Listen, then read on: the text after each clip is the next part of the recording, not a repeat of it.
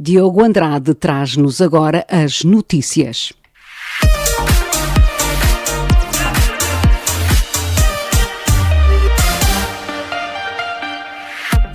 O Comitê das Regiões Europeu comemora 30 anos e exige papel mais forte.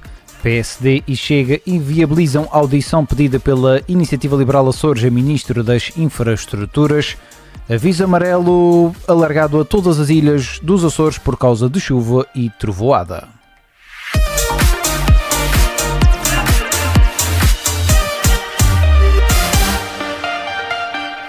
E depois dos títulos vamos ao seu desenvolvimento. Para assinalar as comemorações do 30º aniversário do Comitê das Regiões Europeu, os representantes locais e regionais refletiram sobre as principais realizações e debateram o reforço do papel desta Assembleia na estrutura institucional e política da União Europeia. Ora, o Comitê das Regiões aprovou uma recomendação que exige o reforço dos fundos de coesão após 2027. A proposta pretende ser um alerta para a Comissão Europeia perante as notícias sobre eventuais cortes dos fundos europeus. Para o presidente do Comitê das Regiões Europeu, que elaborou a recomendação, a União Europeia não pode existir se for liderada de cima para baixo a partir de Bruxelas. Ter uma política de coesão que continue a servir aqueles que são objetivos fundamentais da União Europeia, a coesão social, económica e territorial. E isso consegue-se até através dos fundos da política de coesão. Há novas prioridades, a defesa é uma delas. Há um quadro em que é necessário pagar as verbas que foram utilizadas para o mecanismo de recuperação e resiliência. Há outros que também defendem que não deve haver a procura de novas fontes de receita própria para a União Europeia, para o orçamento da União, e tudo isto é um quadro complexo nessa decisão. A componente de fundos ligados à coesão, estamos a falar do Fundo Social Europeu, do FEADER, enfim, desses fundos estruturais, significa uma elevadíssima percentagem dos recursos que são disponibilizados a esses países. E, portanto, isso aconteceria no caso do nosso país, da nossa região, como aconteceria no caso de outros países e de outras regiões. É importante também registar, e esse é um dado que em consciência também se deve salientar, aquilo que têm sido as declarações da Presidente da Comissão Europeia, que reafirma que as regiões e as cidades devem estar no centro da futura política de coesão. Talvez o busilis esteja, como é que essas declarações passam à prática. Vasco Cordeiro, presidente do Comitê das Regiões Europeu.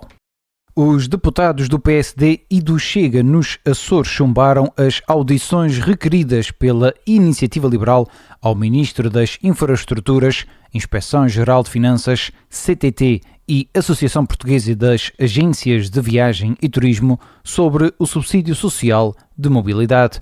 Segundo o deputado Nuno Barata, as audições foram requeridas porque, para a Iniciativa Liberal, existem dúvidas de interpretação da portaria publicada em 26 de setembro pela República e que impõe um teto máximo de 600 euros no reembolso das passagens aéreas entre os Açores, o continente e a Madeira, bem como tetos máximos à taxa de emissão de bilhetes. A promessa que foi feita pelo Ministro das Infraestruturas na Comissão de Economia há uns meses é que nenhum açoriano ia ser prejudicado. Já estão a ser prejudicados, continuam a ser todos os dias prejudicados e há interpretações duvidosas e diferentes de diferentes entidades sobre o teor da portaria que está em vigor.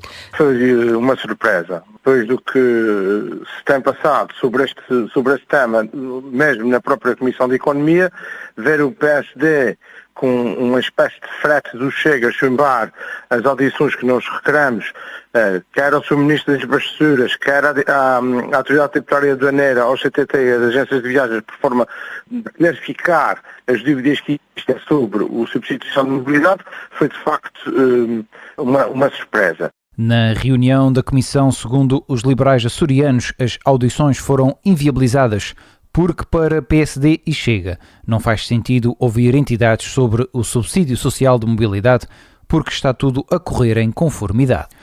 O Bloco de Esquerda anunciou que vai propor a suspensão da emissão de novas licenças de alojamento local nas freguesias dos Açores, em que o rácio é superior a 2,5% em relação ao número de habitações familiares. O Governo Regional, por um lado, tem recusado mexer na regulação do imobiliário, do setor, na área do setor do alojamento local. Isso é fundamental para regular o setor, como é fundamental atualizar os apoios que existem ao arrendamento. O Governo Regional tem estado efetivamente mais preocupado em defender o interesse económico do setor do turismo do que em defender o direito à habitação, que é um direito consagrado constitucionalmente e que tem que ser protegido. Nós devemos levar essas propostas para a discussão na especialidade do orçamento e, como é óbvio, sempre juízo de as voltarmos a apresentar, se necessário for, esperemos que não, mas se necessário for, de as voltarmos a apresentar como propostas autónomas. António Lima recordou que esta medida está a ser aplicada também